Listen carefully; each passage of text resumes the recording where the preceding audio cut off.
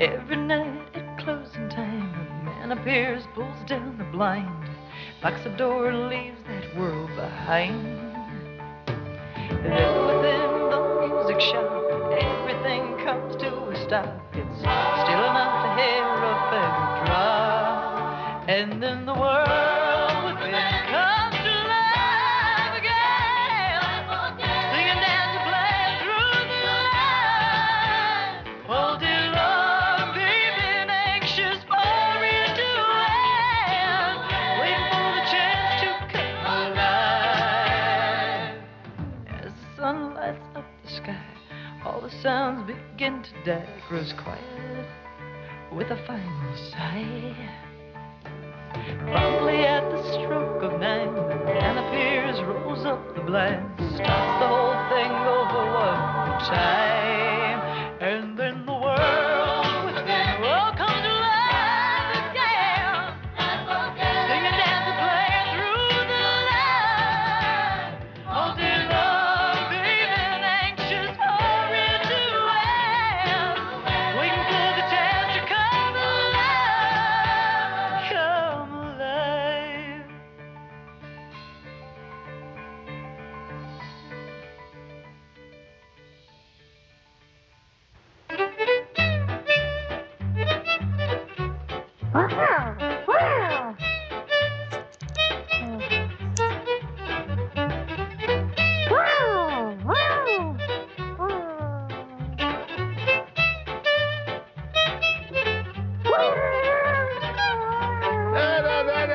Figaro, what are you doing? Leave that mouse alone. Go, go, go. Now stop it.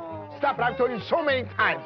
Oh, a mouse has a right to have his own home just as well as you have.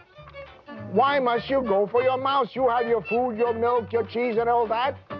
Now, I don't want to see this anymore. Not anymore. You understand, Figaro? The mouse has a right to have his own home as well as you and I. I don't want to hear any more now. That's all. You stay there now. Really, really, really, I've never seen such a thing as well as you know.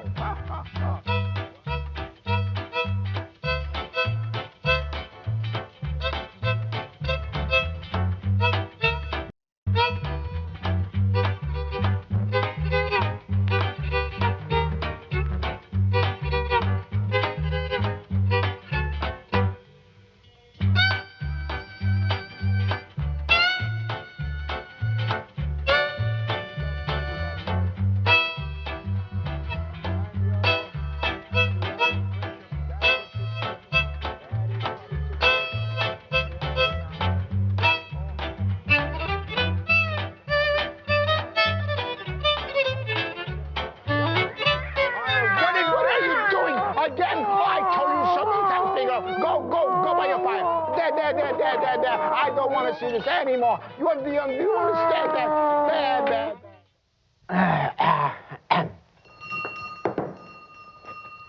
Hey, hello. I haven't seen you for quite some time. Have you been away? No. Just too busy to come and see old Geppetto, eh? I know all about that.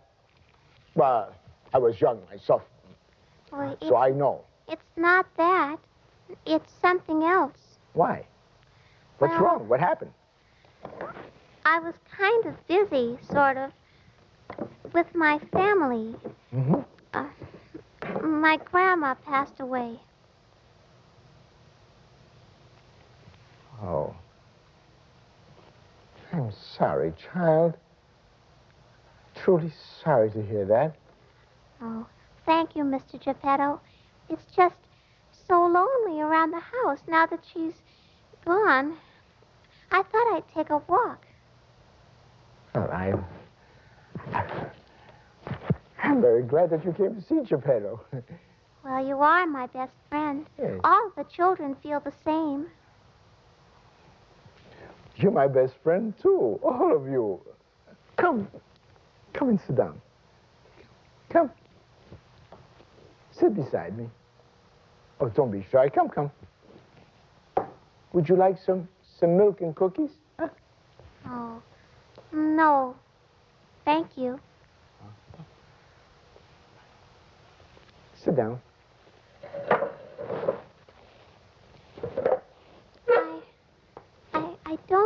understand, Mr. Geppetto, about... about... About dying? I don't know if I understand myself. I miss Grandma very much, and the house seems so empty without her. I know. I just wish she was still there. But what makes you so sure that she isn't still here? What do you mean? Well, I mean that in many ways, she's still here. The things that she meant to you are still there. The loving, the kindness, the wisdom. They're all still there for you to call upon and use and cherish. I'm sorry. I don't understand. You know, I've been working with puppets so much that I think I understand them better than I understand people. So maybe I can tell you better about puppets. Come. You see, when I make a puppet, I get an idea first. I think about what the puppets look like before I carve them. Before I even touch a piece of wood, you see. Then I get a block of wood. Huh? Then I make the head. Then I carve the face. I make the body. And pretty soon, he starts to look like somebody, like himself, like my idea of himself. And maybe something happens. And I change my mind. I take the puppet apart. Maybe I even take away the head and exchange it for another head. My idea may change, you see. It's still there. I think I understand. Maybe I can make and unmake and rearrange hundreds of puppets, hundreds of them. But somehow, they're still around and changing all the time. Somebody good and wise like your grandmother didn't just come from no place. No, she doesn't go to no place afterwards either, no. She's still with you. Because nothing good ever goes away. That's the way things work. I see what you mean, Mr. Geppetto. I still feel exactly the same way about my grandmother as I did, before. Yes. I know. Losing a loved one is such a terrible thing. When you remember how much they've left.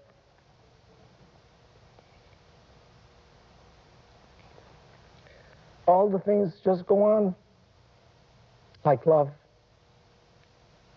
I still miss her, but maybe now I'll understand that she isn't really very far from me. Yes, I understand. I understand, child.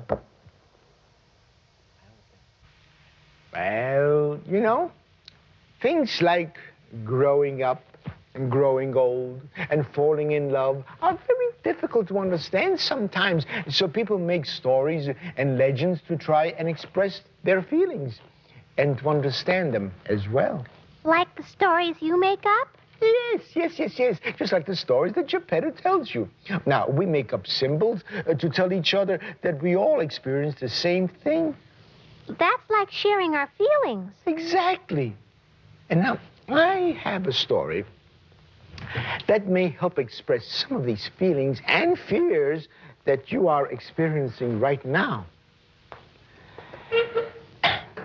Here we try, fears that you are experiencing. Her name was Marushka, and she lived deep in the countryside with her stepmother and stepsister. Even though this was not Marushka's real family, she was grateful for a place to live, and she did everything she could to help out around the house. But I'm afraid her kindness was not appreciated.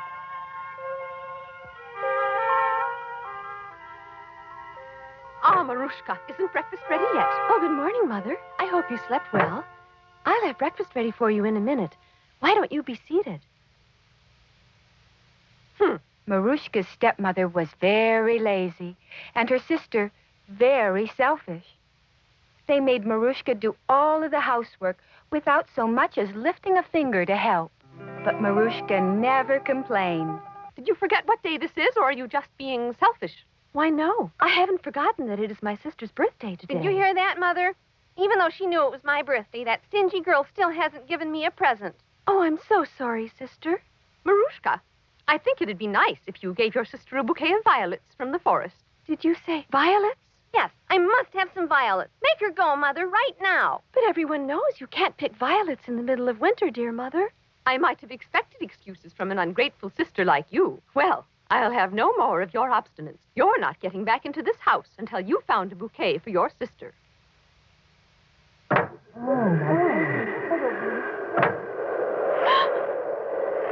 And so it was that the wicked stepmother sent Marushka out into the cold and loneliness of that midwinter day.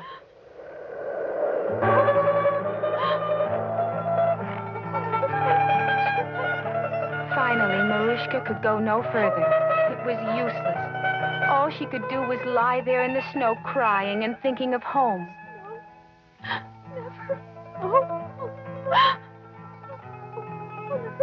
But wait, what is that sound? Maybe Marushka is not alone. It sounds like someone is having a party over amongst those trees. Sure enough, there was a huge bonfire. Oh, it looked so warm and inviting to the nearly frozen little girl. And so Marushka gathered up all of her remaining strength and set off to find out who could be having a party. Can you imagine her surprise when she discovered that it wasn't a party at all, but a meeting of the 12 spirits of the year from January to December? Do you think I might sit by your fire a while, just till I warm up a little? Why, of course, my dear. Oh, thank you. Why don't you sit down, my dear, and tell us why a young thing like yourself is out on such a wintry day? And so Marushka told them of her search for violets for her sister. After listening to her story, the wise old spirit of December asked the youthful spirit of March to stand. March, step forward.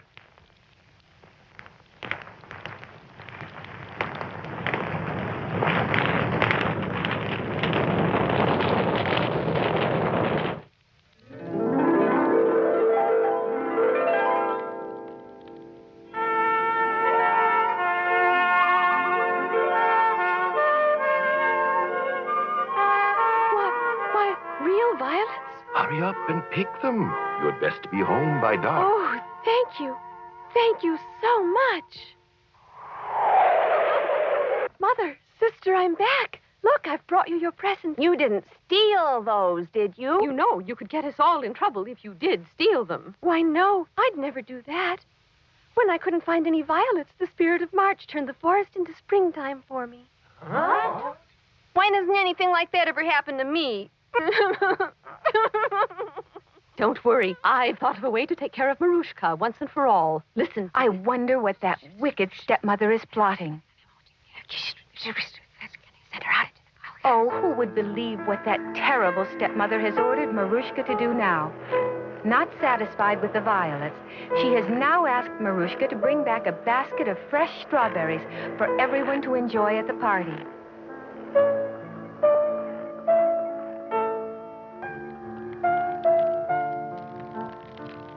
Marushka, what brings you back here on such a cold winter's day?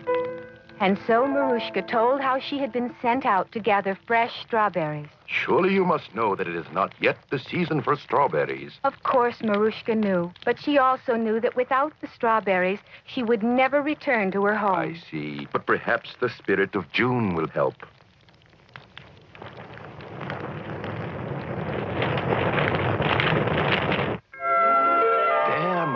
Marushka, take all you need for the party. Oh, thank you. Thank you so much. What? Their surprise quickly turned to glee because it seems that fresh strawberries were their very favorite food. But do you think they offered to share them with anyone else at the party? No, of course not.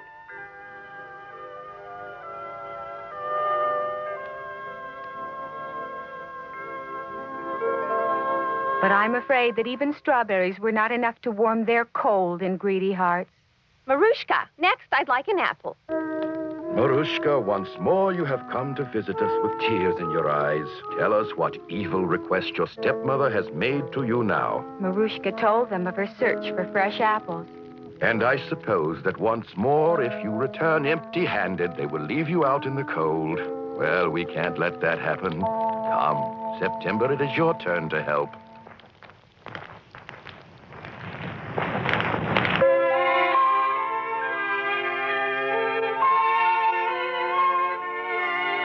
And once again, the miracle of the seasons unfolded before Marushka's eyes. And the forest was filled with ripe, delicious, fresh apples. Come, Marushka. Take all that you can carry, and maybe your kindness may yet win the hearts of your ungrateful family. Oh, thank you, September. Thank you all. I will never forget you. Goodbye. And so it was that Marushka bid farewell to her friends, the season, and returned home once more, hoping to please her adopted family. Marushka, where did you steal those apples? Why, the forest was full of them. Then why didn't you bring more home with you? I left them for my friends. You left them for your friends? Well, what about your own family? Don't you ever think of us? She doesn't have any friends around here. I'll bet she's hidden them. I would never do a thing like that. You must believe me. No. I know she's hidden them from us. Mother, I know I can find them. I'll be right back. Stop. Wait for me. I'll bring a bag, too. She ran and she ran, but nowhere could she find the magic apple trees. By this time, the greedy sister had gone too far, and she could not remember the way back to her warm country home. She was destined from that day forth to spend the rest of her life searching the Czechoslovakian snow forest for the magical apple trees of September. The same fate lay in store for the wicked stepmother. She, too, let greed run away with her, and to this day she still searches an unfriendly forest for the path back to their home, beneath the trees. Of course, Marushka was greatly saddened to be left all alone once again, but the cold of winter soon gave way to the warmth of spring, and the land around her cabin soon burst forth in a rhapsody of wild flowers and butterflies. And Marushka was soon adopted, this time by a kind and generous family, with a son who looked magically like the spirit of March. They quickly became the best of friends and lived happily ever after.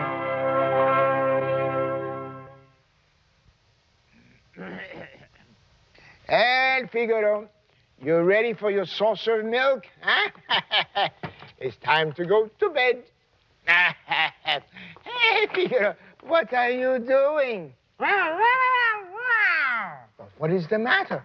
Don't tell me you are still angry with the little spat we had over a clock. But how can you go away from a home like this? Oh, I do not understand this young generation. Just like Pinocchio, and now you, and over such a silly little disagreement. It was such a little trifle. Well, maybe it wasn't a trifle to you, but it was to me. Oh, Figaro. No, Figaro, please, don't go. My home will not be the same without you. Oh, Figaro. Just like Pinocchio. To end my life all alone. What sadness. What sadness. We used to have so much fun here, sitting here by the stove, warming our paws together. It was home, real home, and then... This cottage is sweet home to me. That's the way it will always be. It's paradise right here on earth. Peace and quiet for life.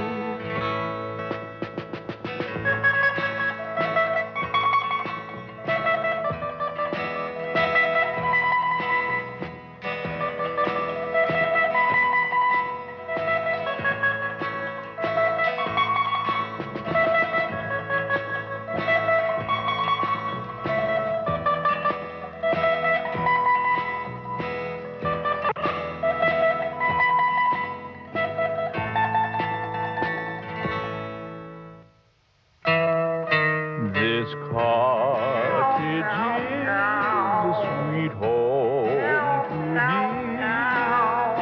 That's the way it will always be. It's paradise right here on earth. Peace and quiet for life.